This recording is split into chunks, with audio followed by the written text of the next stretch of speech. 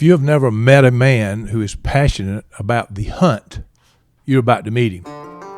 My guest is Clae Mathis, and he lives to deer hunt.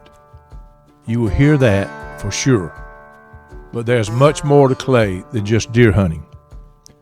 He spends his life investing his life in kids. You will also see that he got that honest too. His parents are both retired educators and dearly loved by a ton of folks they greatly influenced over a period of many years. A good tree produces good fruit. That is a quote by Jesus himself made during the greatest sermon ever preached, the Sermon on the Mount. Clarence and Kathy Mathis are simply good trees, and they have been for a long time. And you're about to hear from their fruit, who is now, like them, a very good tree. Clae also met another beautiful tree in his life in the form of his wife, Taylor. And together, they're both educators. They bring a lot of shade for a lot of people and are producing more good fruit, not only in their own two boys, but fruit coming from all the people to whom they invest. Clae is a natural-born athlete and even played professional baseball at one time. He makes his living these days as a high school baseball coach, and he's a great one. Trust me, many kids have benefited from the example he sets every day and the relationships he builds. But he also uses hunting to build relationships with many others. In the process, Clae is creating wonderful memories for people that will last the rest of their lives. He has created a YouTube channel called Out There Outdoors, and he is capturing those memories on a regular basis and sharing them with the world. His episodes are informative, educating, entertaining, and heartwarming. Be sure to check him out. But before I introduce you to Clae, here are a few sound bites from a recent episode. The investee here is my 9-year-old grandson, Hines. He will remember this moment for the rest of his life. The property that had been eaten out of feeders since about 4:15. So, eventually we feel like summer gonna start working this way. We're gonna hang with it. Hines is ready to get it done, ain't you, bud? Yeah. Do you feel good? Yeah. I figure you'll be nervous. It's okay to be nervous. Can you see good? If you can't see good, you gotta tell us so we can help you. I can see good. It's just shaking. It's hard to hold it steady on her, isn't it? You'll take a deep breath and go like that, and when you breathe out and everything gets still, you barely squeeze the trigger. And then put it back on its shoulder. And when you get ready to pull the trigger, you just gotta squeeze, okay?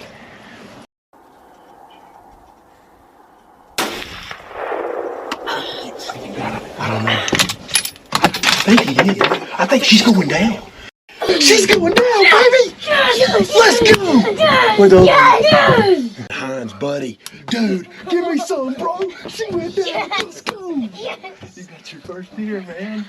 Viewing life from a hearse, it could be worse. Laugh, think, and cry with the country undertaker. This is Bruce Goddard, and you're listening to the View from a Hearse podcast. You just heard I have my friend Clae Mathis with me. Now, you're talking about an outdoorsman. We got him on the phone, I can tell you that. But Clae is multifaceted. You're going to learn a little bit about him. You're going to learn a little bit about hunting. So this is going to be fun. So, Clae, I want to introduce you to this listening audience. Tell me a little bit about you. For sure. As you said, I am currently, that's my career for the last 12 years. I'm a high school baseball coach. I was the head baseball coach at Taylor County High School, where I went to school, for my first 3 years, and then since then I've been at Mary Persons High School in Forsyth.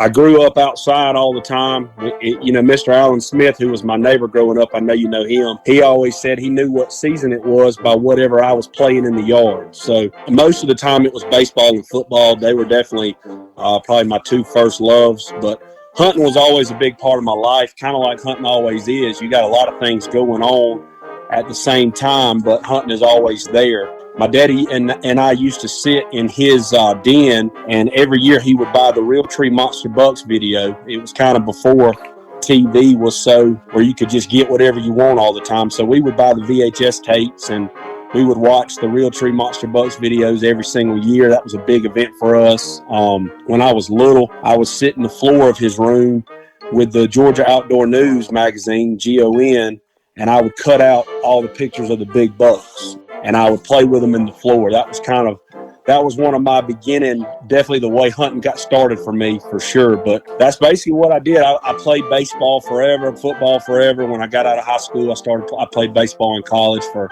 3 years, and then I played 1 year professional baseball in Canada. I've made a life out of baseball for sure. Wasn't your first at bat when you were playing in pro baseball? You hit a home run. Is that correct? It is. It's definitely one of those things that God had to fix up for me, because my daddy, first of all, since he was in Vietnam, he was in a helicopter that went down. He had actually jumped out of it, so he's always made a point that he was never getting back on an airplane after Vietnam. And it was closing in on the opening game of us playing in Canada, and he never really missed a game in high school or college. He made it to most of those as well. But when I was in Canada, the story goes, Taylor and I were up there already. We didn't have any kids yet. We had been married. Our 1 year anniversary was actually spent at a ball game. I put happy anniversary on the big jumbotron. That's kind of how we got started. We were up in Canada for our 1 year anniversary. But anyway, the story goes that Mama went to him and said, I got to get on an airplane and go up there for these first ball games. I don't know what you're going to do. And she got him on an airplane. So he's there for my first ever at bat.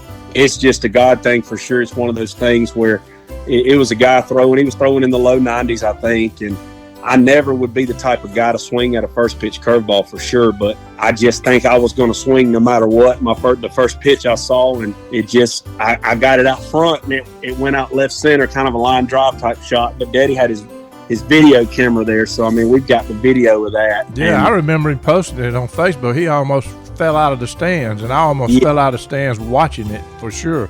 You've got this gift, and you've got this bent in life to mentor young people. I know you're doing that with your hunting. We're going to talk about that a little bit. You certainly did it as a teacher. You did it as a football coach. You're now as a baseball coach. You've been a very successful high school baseball coach, by the way, and you're very good at what you do. So talk about the mentoring of young people. You pour a lot of your life into people. For sure. Really, I've just always loved people, loved being around people. We make a joke that we've got 3 living rooms in our house, and that's because we like to host people and be around people a lot. I've always enjoyed being around people and helping people when I could. Not necessarily monetarily. I hadn't always been in a position to be able to do that, but that there's other ways you can help people for sure. The Lord always comes first for us, and I've always tried to share the gospel with as many young people as possible, because in today's world especially, they don't get to hear that a lot. I had 2 great examples of teachers for sure. My parents both made careers out of education and in this area, in my opinion, and you can ask a lot of other people probably that they're 2 of the best to ever do it. No doubt about it. No doubt. I had 2 great men kind of through my high school years at our church, Eddie Wren, Lance Bernard. That was our pastor and youth pastor. And it was great to have those men pour into me. I've also had several men in our church as well. My Uncle Ed and Mr. Tim Kirksey, those are 2 men that I've always kind of talked to and leaned on. And the reason I mention all that is those people have all kind of invested in me, which made it a lot easier for me to make investments in other people. I think making an investment is one of the most important things you can do. And really kind of the whole kind of success, I think, from coaching and teaching or anything like that comes from building relationships.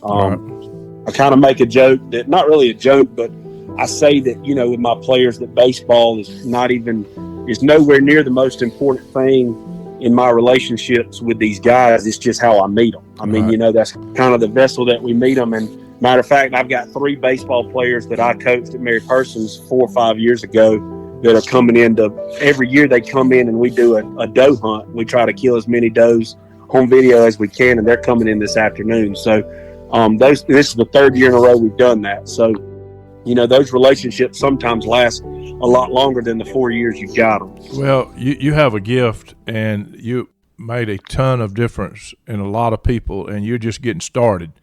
And so whatever you're doing has been incredible. Keep it up. So the other thing, folks, I want you to know that he mentioned her 2 or 3 times, but Clay punted way past his coverage talking about football with his wife, Taylor. She's beautiful. She's full of personality, just beautiful kids. Got to tell that story just briefly.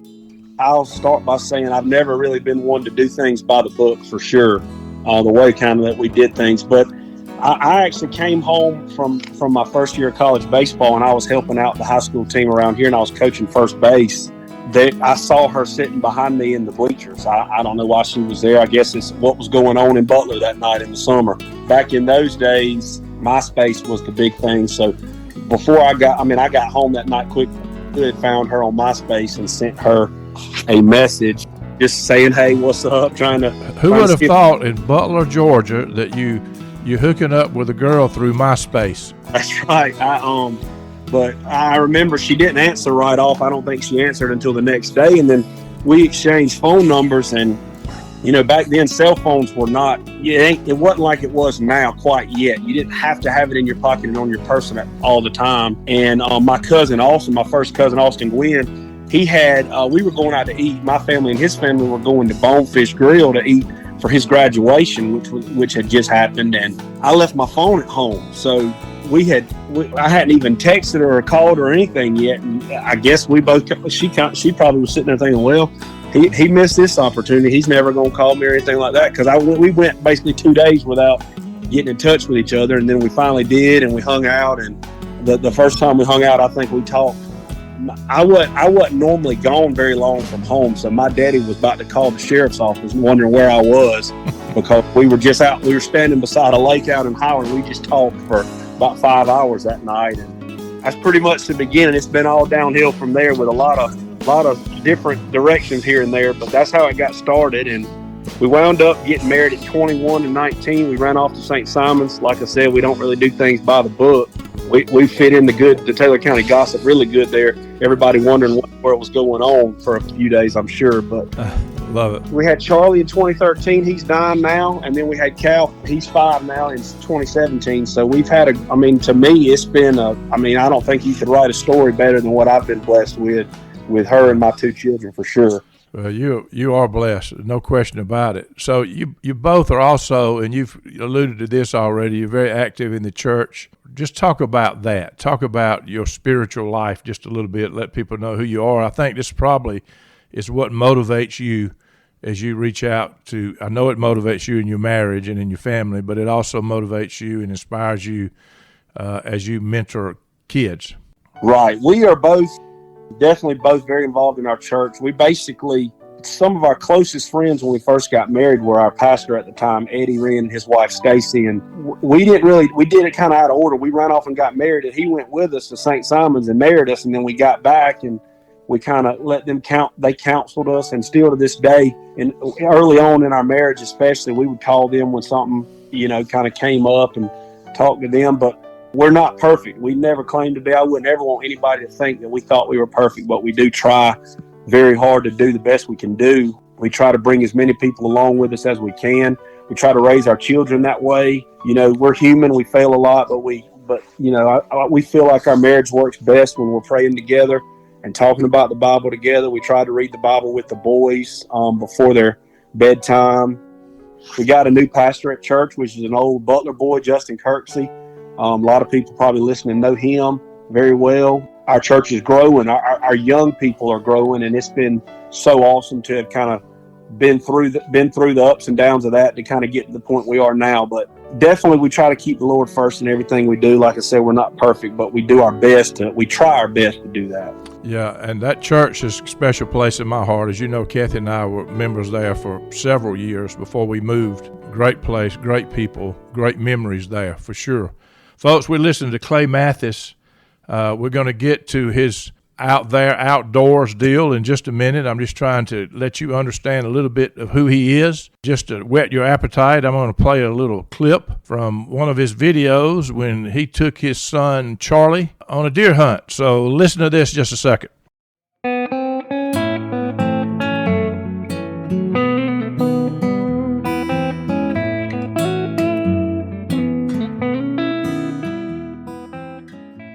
All right. Me and Charlie headed to Mizell. We got a fog and some sprinkling going on that is not showing up on radar, but it should move through pretty quick. But me and Charlie contemplated sneaking out and trying to crawl in, and although it would have made a really awesome story, I'm not sure that we could have pulled it off. I think today is the day we're concerned with. Yesterday, like I said, it's like he wants to come in before everybody ever.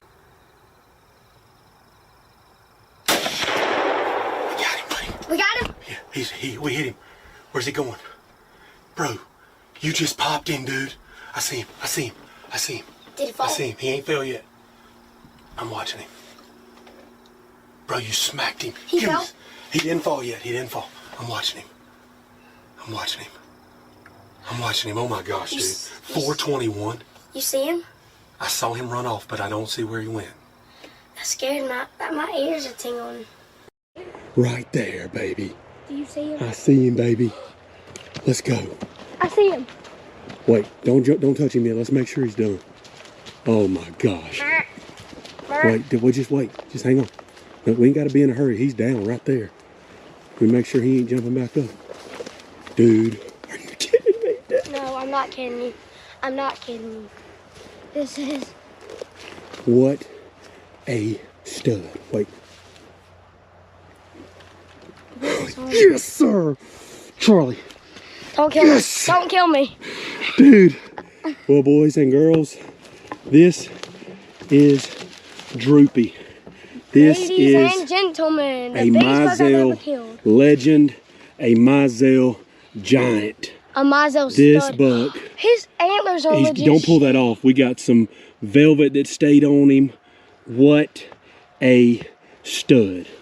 Are you kidding me? Charlie, what do you think, dude? Dude, this joker's huge, bro. I think that... I'm talking gosh, about... there's blood coming out. Yeah, what a shot, dude. I wasn't sure if you made the perfect shot or not, but you sure did.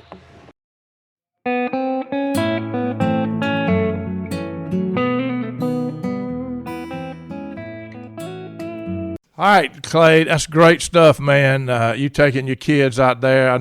You've mentioned a couple of times. I want you to talk a little bit more about your parents. And your dad, you said they were both teachers. Your dad was a longtime principal. Of course, I've known them both for many years. Wonderful, wonderful people. That whole family is wonderful folks. I can promise you that. But your daddy, you mentioned he went down in a helicopter. He's a Vietnam veteran and put his life on the line for this country. And I know I want you to talk about that a little bit so everybody understand a little bit probably of where you get some of your stuff from his toughness and his patriotism. Yes, sir. He was in Vietnam. He got drafted when he was very young and went over there. And I know that he wound up going to the officer candidate school to he was a leader, natural born leader. I feel like that God creates some of us as leaders. I know that I learned a lot of things about leadership from him. Veteran war hero. A lot of the stories I've heard over the years, he softened up to tell a few of them. There's a lot of things he won't tell me. He and I both, we kind of write things down. We type them down for people to read later. He's actually writing down everything he can remember about the war. He told me he don't really want me to read it until he's passed on, but I probably won't wait that long because there's probably things I want to ask about. So I'll probably sneak into his computer and read it all one day for sure, because I really don't. I kind of want to be able to talk to him about some of it, but there's a lot of things he's told me that, I mean, I almost wasn't here because he almost wasn't here in a lot of instances that he told me about, a lot of really close calls. But aside from that, for sure, longtime educator, high school principal, he did it all, at the Taylor County schools here. He was a coach, a teacher, principal of the middle school, principal of the high school. He grew up playing sports just like I did. He coached high school sports during those careers. He coached me in rec ball, as a lot of daddies do. With school, though, and ball, I never really, a lot of people looked at it. I was the quarterback at a high school here. I had a good run with the baseball team here. Also, when I became the head coach here, a lot of people thought that was a privilege that I got just because he was the principal, when really the reality of it most of the time was the opposite.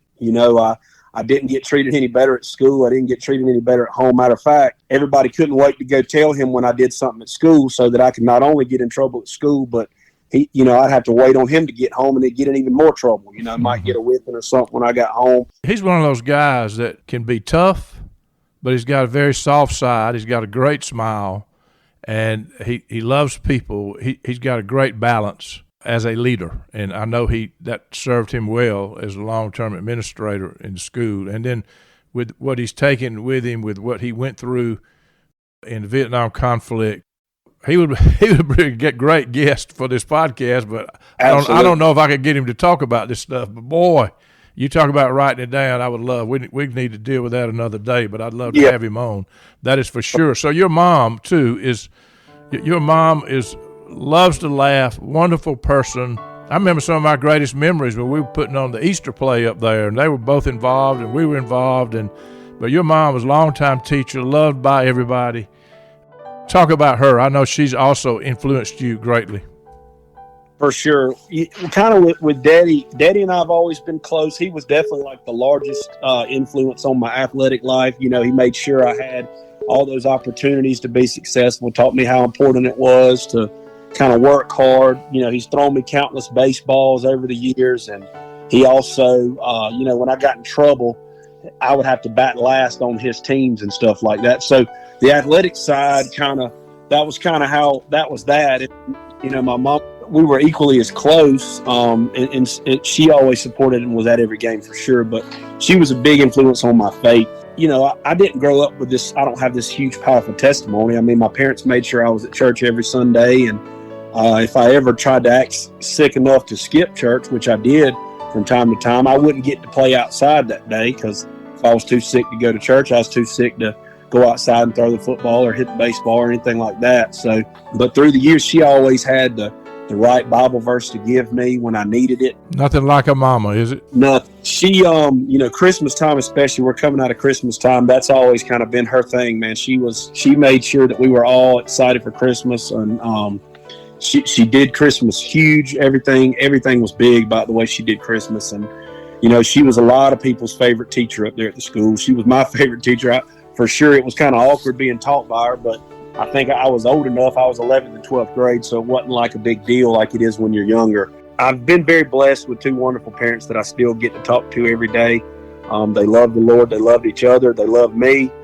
They love Taylor just like she's there. Sometimes I think they love her more than they love me, and they love those two boys we got for sure. They love all their family. It's hard to put into words. If you got a great wife, you got a great family, and you got great parents, and great people around you, life is great. We all go through tough things in life, but when you got a good family beside you, it makes everything a lot better and a lot easier to get through for sure. Absolutely. Folks, again, this is Clae Mathis, and we're about to get into Out There Outdoors, which is a YouTube channel, but we're going to talk about what he's doing in the hunting world, and we're about to learn about some lessons he's learned from his dad about hunting. Talk about some of those lessons that people probably would have no idea. There are probably people listening to this that do not hunt. There'll probably be plenty that hunt all the time, but there's probably some that don't. So let's talk about a little bit of your passion in this whole hunting world. Like I mentioned, we write a lot of things down for people to read later, and he's got a document that he's always added to, and he doesn't hunt like he used to. I don't think he's probably had to add to that in 3 or 4 years, something like that, but he's got something. It's called the Honest and Truthful History the honest and truthful hunting history of CC Mathis. So, and that's one of those things where I've still, open it up and read it from time to time. I know Luke has been with me and we've looked at some of that before when we've been sitting around, but it's basically just his hunting, the history of hunting for him, which he didn't get to hunt when he was a kid because deer weren't in Georgia until like the 70s. So he was a grown man before he ever got to hunt. But a lot of those things that he typed down, he'd have other things going on in his life at the same time. When he lost his daddy, I never got to meet. He wrote about that. He wrote about losing his daddy. He wrote about losing his mama getting sick with cancer and him losing her. And I got to know her a little bit. I was very young when she passed away as well. But those are all, every deer he's ever killed, even the ones that got away, those are all included on that. And just seeing, how he looked at life events going on in between hunts was awesome. He talks about, me being born. He talks about, his marriage to mama. And these are just things that I would never get to know if he hadn't written them down, for sure. And, to go along with that, he taught me everything about hunting, the ins and outs. I got to be still. I got to be quiet. Taught me how to aim a gun. And he told me everything I needed to use, the equipment and things like that. But he also taught me why we don't waste animals, why we eat what we kill.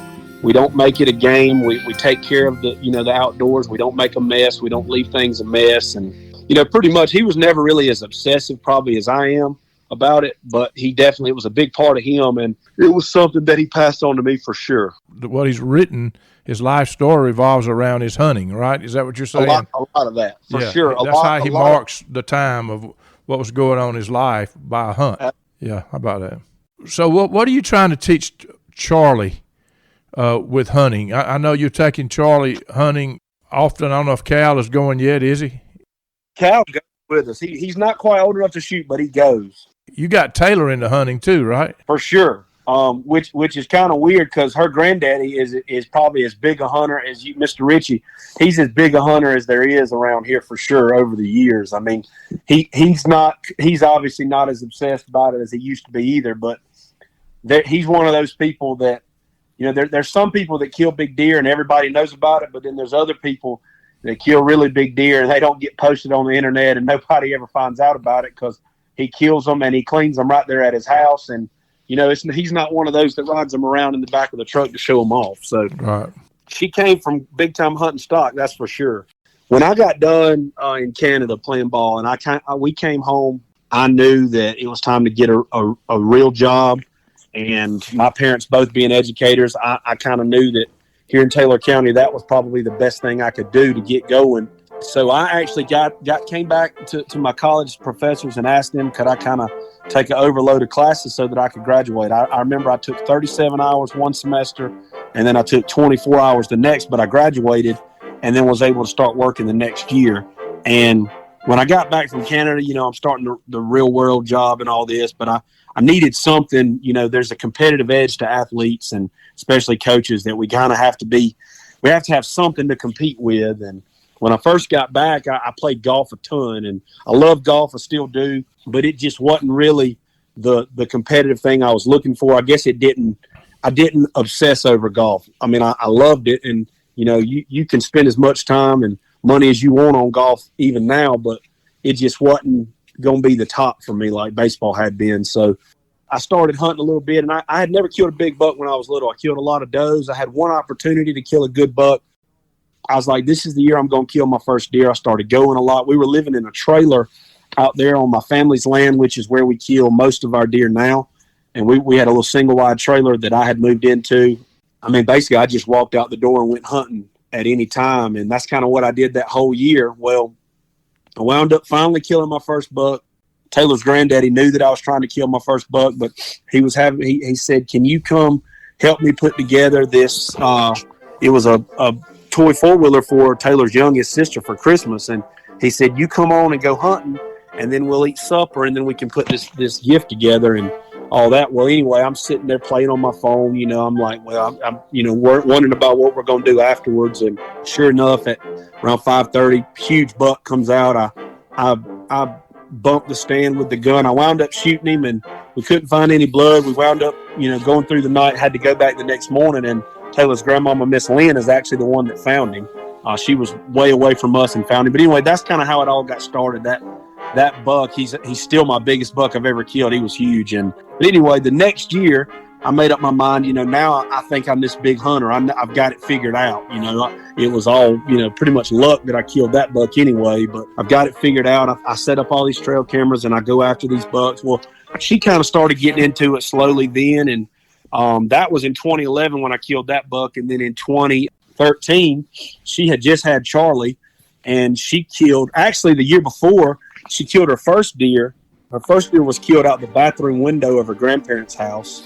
We had been watching the Outback Bowl in January 2013, and Georgia it was right at the end. It looked like they were going to take care of business, and her and her granddaddy went out there, and they were going to go hunting right behind their house. And they stopped by the bathroom on their way out the door, and there were deer already out there.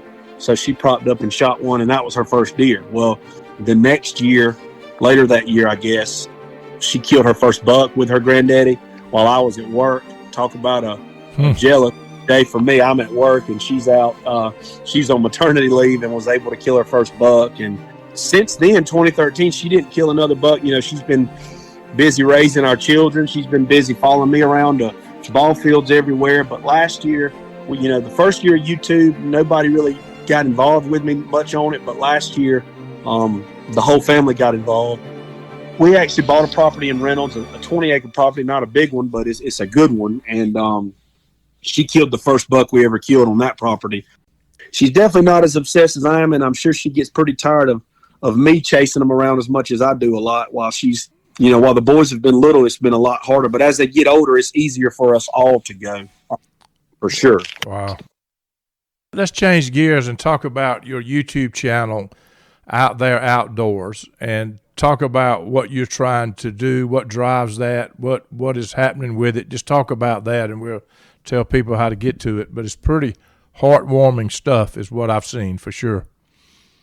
For sure. It's kind of taken a lot of different directions than I expected it to. But, I've been filming all my hunts since 2013, most of them. And then I went through a dry spell. Like I said, I thought I had figured hunting out. So I said, now I'm going to start killing them like with a bow, like everybody on TV does. And I didn't kill a deer for 3 or 4 years. A buck. I didn't kill a buck for 3 or 4 years. And, I'm sitting there trying to, want to have my own TV show, and I can't even kill one. And that in those years. And those are kind of the years I got hooked up with Luke. And that's how he and I actually got close. Was he was posting on Twitter that he, he's like, a friend of mine brought me hunting, and I just saw a huge buck. And he said, I really kind of like this hunting thing, but I'm not going to get to go to that property again. And, I saw a lot of people giving him advice, but nobody kind of invited him to go hunting. So I just put a comment there for you people listening. Luke is my youngest son, and when he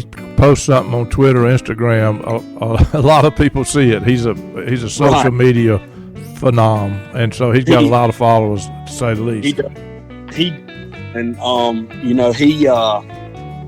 Nobody was inviting him to go hunting and all, and I just messaged him. I said, hey man, you and I kind of know each other. We don't really know each other, and I know you may not want to just jump in and grab a gun and go hunting with somebody, but that's what we did. He showed up at the house like a week later, I think, and we've been close ever since then. I was with him when he killed his first deer. I think it was the third hunt we went on it, but we got it done. And he's been, he wound up killing a buck right there in Macon in his neighborhood. He doesn't get to go as much as he'd like, but it's turned into something very special for him to have with his kids too, for sure. But 17, 18, 19, I didn't really video. And those were the best 3 years I had. I killed 6 bucks during that time, two a year. And then at the end of 2019, I killed my second buck really early, so I had a lot of season left. And I was like, man, it would have been awesome if I was still videoing my hunts this year. All of them have been, this was such an incredible year. So I got on eBay. I bought a professional camera, a used one off eBay. I started videoing the rest of my hunts in 2019. And then the next year, spring gets here and COVID hits, and everybody's got a lot of time to do a lot of things. The country was shut down. We didn't do a lot, so I had a lot of time to get my properties ready, really pour in the time that it took that year to get those ready, and I had the video camera, and that's when it started. I said, I'm finally going to I'm going to post these, and for a long time I didn't post any of my videos because you're always worried about trespassers. You're worried about what people are going to say. Anyway, I started that year. I think we ended that year. I remember cheering when we got to like 75 subscribers. I mean, it's a very slow process, but we've reached things now that I never thought we would, and we're not even a drop in the bucket to some of these other people. But for what we've done, for where we are, 95% of everything is right here in Taylor County. I go on one trip to Alabama every year. I go to South Georgia for a pheasant shoot every year, but outside of that, everything's right here in Butler and Reynolds. And there's people in Butler and Reynolds that have killed and continue to kill much bigger deer than I do. It's not really about that. I mean, we all want to kill monster deer, but we've basically taken a property that was scorched earth for solar panels, and it's been really fun kind of sharing the tactics and the strategies that we've used to get that property huntable again, because it's been like a 10-year process for it to kind of grow back. They were going to put solar panels on it, and they keep kind of holding that process up, and I'm fine with that. I hope they hold it up for 30 more years, but that's kind of how it's been. Is I love sharing that. I love sharing, it's a passion of mine, obviously. Taylor says that the one word she would use to describe me, she's told me before, is passionate. I'm crazy about hunting. I'm crazy about coaching a baseball game, and anybody that's been with me doing either one of those knows that I'm pretty obsessive and crazy when it comes to this stuff, for sure. Well, and your YouTube channel will educate people on how to hunt, and it educates people on the fun of it, the sport of it, but much more than that, as you're spending time with people and helping your kids. I know you've had some favorite episodes. For sure. I mean, every favorite episode is obviously going to be the ones where we kill a buck, and every single buck, we have yet to kill a random buck on the channel. Every buck that we've killed on the channel has been one that we knew. We have named them. We name all of them on trail camera. Most of them we've known for multiple years. 2020, my favorite two episodes from that year are definitely the two bucks I killed. We started that process on video that year, which was very nerve-wracking, showing pictures of your trail camera pictures, because, you don't want somebody to pull off the highway out there and decide they want to try to shoot one of your deer off the road because they know what you got out there. But I said, if I'm ever going to do this, I'm going to eventually have to get over that. So we had a 10-pointer named Lucky the first season. That's the first buck I ever killed on video for YouTube. And I had actually let him go hunting with my bow a couple of weeks before. I thought I wanted to get him another year to see how big he could get. But a couple of weeks later, Charlie was sitting with me, and it was just too special of a hunt with me. So we wound up shooting him. The celebration after is all the time. Sometimes the best anyway. So I let him name a buck for me that year. He named the buck Hoof Kick. Of all the names, I don't know where it came from. That's what he came up with. And he was actually sitting with me again early December, and we were hunting a different buck, and the one that he had named Hoof Kick is the one that showed up. We shot him, big celebration. But last season was really where this whole thing kind of got on fire. Last season was incredible episode-wise. The very first hunt of the year was not on opening day. Taylor's brother in South Carolina got married on opening day of bow season last year, and I had basically been counting down those days because the buck that I wanted to kill was in daylight every single day. And I said, the closer we get, the later we get in the year, the less regular he's going to get. They just start changing the closer you get to November. We wound up getting back on Sunday. When we got back on Saturday night, I hunted him Sunday evening and was able to kill him with a bow. That episode was incredible. I had to call a dog. I made a poor shot. The dog ran him to a water hole where we were able to shoot him again. The second buck I went after was actually the buck I most wanted. I knew that I didn't have as good a chance at him. That episode, it's about 3 episodes in one. I missed him one time with a muzzleloader. I had him at 15 yards with a bow 2 times, and he just was an older buck. I had pictures of him since 2017, and this is 2021, so he's been around a long time. I was unable to get it done. Finally, one morning, I shot him with a muzzleloader. Never had any blood. Thought I had messed up and run him off, but he never showed back up on camera.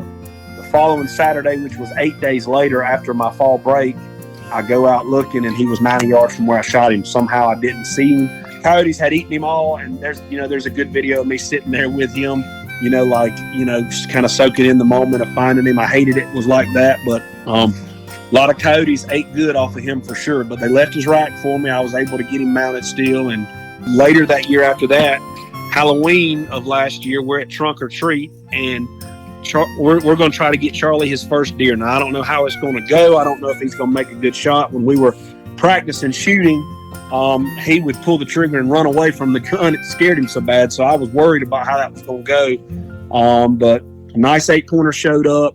He was there in daylight Halloween morning, which we go to Trunk or Treat.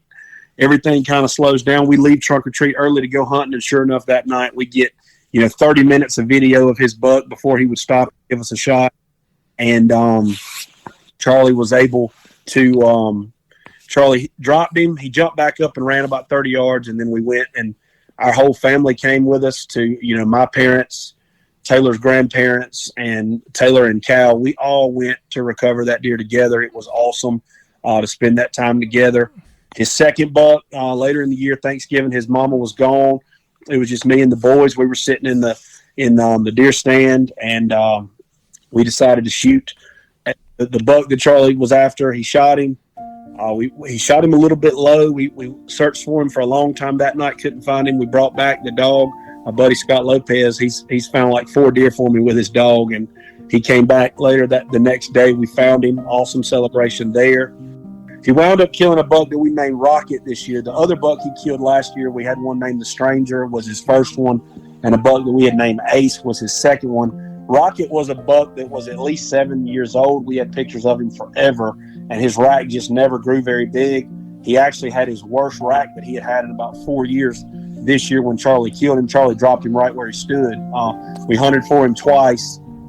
That morning, we got him on camera leaving us, and then that night he came into the food plot that we hunt out of, and Charlie dropped him right there.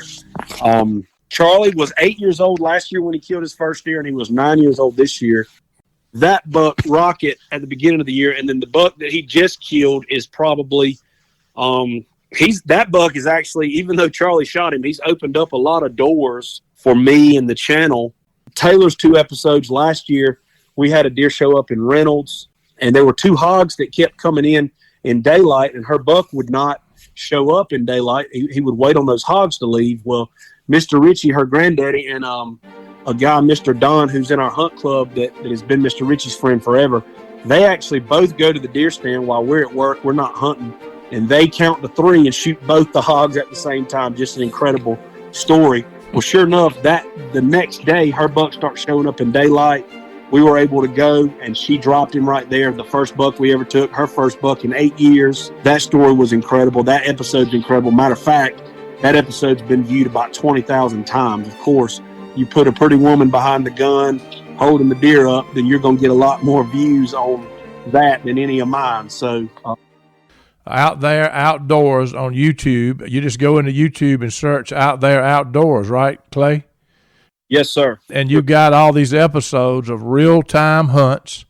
And he's made, when you see his little boy Charlie and the excitement, and even just recently, my grandson went out and killed his first deer, and to just hear his excitement and you seeing it in real time, it's pretty special stuff, right, Clay?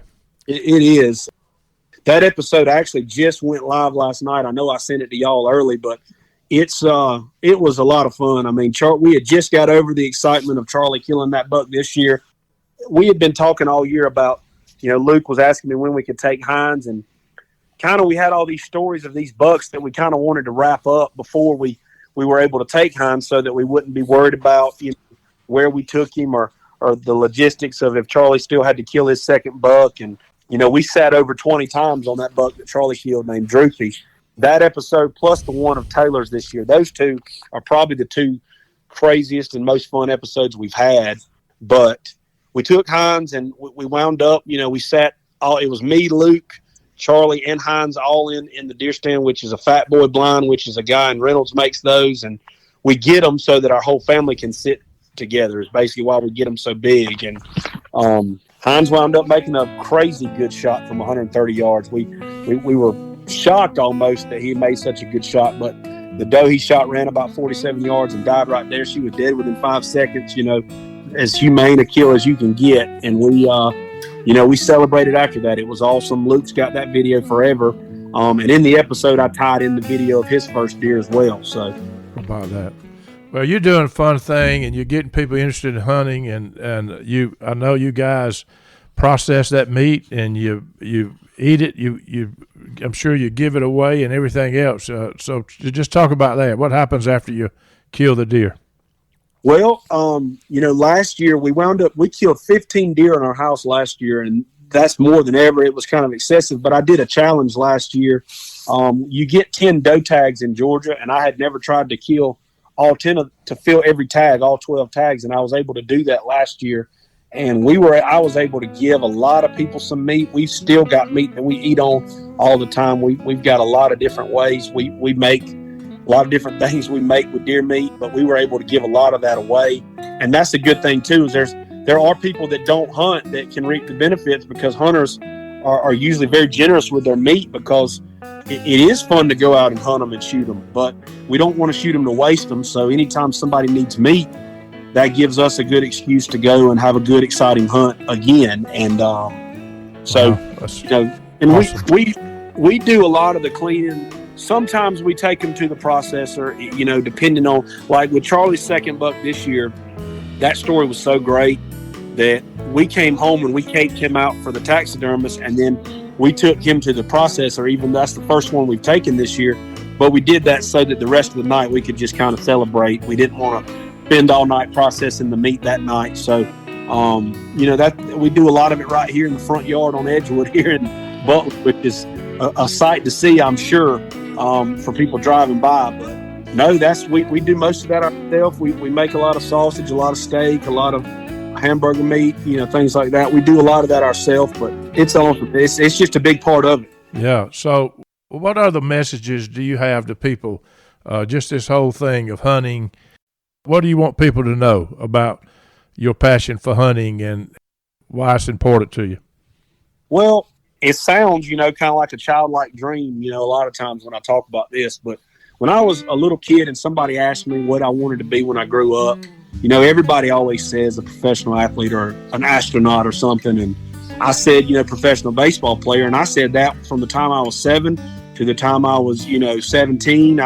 I kept on saying that, and I finally got to do that. And, I still feel like I'm living the dream with the coaching I get to do. And I'll be honest, I've always wanted to to have a career in the hunting industry. And I know that there's people that'll tell you, it's so hard. It's more than this or that. And hard work hadn't never really, I'm not afraid of any kind of hard work or what it takes. As a matter of fact, it takes a lot of work to go video yourself, go hunting, day in and day out. I imagine, yeah. And it takes a lot of work editing. And really what I do is I get up at 4:00 every day to edit for an hour before I kind of start the day, so that none of my editing takes away from time with my family. I want that to be the goal. It doesn't always work out like that, but when school's going on, I get up an extra hour early to try to get these episodes out so that it doesn't affect, my family time. It doesn't affect my real job.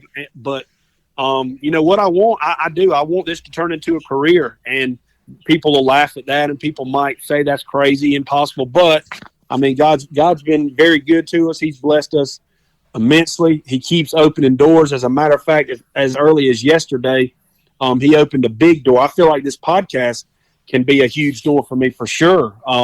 But yesterday, Georgia Outdoor News, which is the biggest outdoor publication in Georgia for sure, has asked me to start writing for them in a blog, and they want all the stories to be tied in with these YouTube episodes. And that's been a dream of mine forever. I've been getting that magazine since I was, since I moved out, when I didn't get my daddy's anymore. I've been, that's huge. I feel that's huge, and I want to keep doing it as long and see where it goes. My main message to hunters, though, my message to anybody, taking up hunting, a daddy that wants to take his kid hunting, and this is something I'm super passionate about, because I can't stand to see the hunting, the culture of hunting and the social media world of hunting has really turned ugly. My message to everybody is hunt how you want to, as long as it's legal. The internet is definitely not a friendly place for deer hunters. You're going to see more grown men acting hateful and jealous and ugly to each other on a Facebook hunting group than anywhere. You will never see grown men act like that anywhere else. But this year I noticed a trend. Everybody that would post their deer on there would start their post off saying, I know he's not the biggest, or they make up a reason why they shot him because he doesn't fit the bill of being big enough for all these internet professional hunters that have these standards for people. And I don't, or he wasn't old enough or something, or they would have let him walk. And in my opinion, if your heart beats fast when you see him and it's going to feel good to you to shoot him and you're not going to waste him and it's legal, then I think you need to shoot him. Don't worry about the after effects of what everybody's going to say. Shoot what makes you happy. Hunt, you pay for your tags and your license. You hunt how you want to hunt. I heard somebody say this the other day, that nobody is going to love you anymore just because you killed something big. And that is so true. You kill something little or you kill something big, the people that love you are going to love you anyway. So, a sad story, for our channel, for example, I've added some hunters on our channel this year to kind of expand it and grow it. And a buddy of mine here in Taylor County that hunted killed his third buck ever. Now he killed, this is only his third buck he's ever killed. It's a beautiful 10-point buck. And people commenting on that video that hunt near him were telling him that he shouldn't have shot it, that he wasn't old enough, that they would have let him walk, that they had let him walk. And this is the first buck he's ever killed on video. This is one of the most exciting times of his life. He's about to get them post a YouTube episode of this buck and celebrate. And instead of people saying congratulations to him, they're telling him all the reasons he shouldn't have shot it. So, I don't mean to go on a rant. I feel strong about that.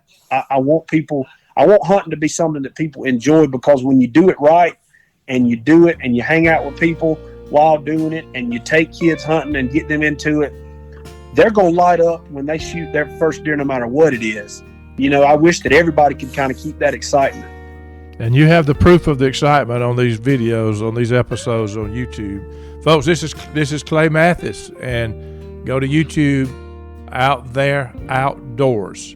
It's his channel, and he continues to add to this, and he's got live hunting episodes. And if you're curious about what goes on at a deer hunt, he does it the right way, and he's out there. Clay, thank you, man, so much for doing this.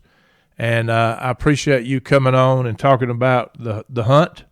You're doing a lot of good for a lot of folks. What I see more than anything is, as I began, is you doing a lot for other people.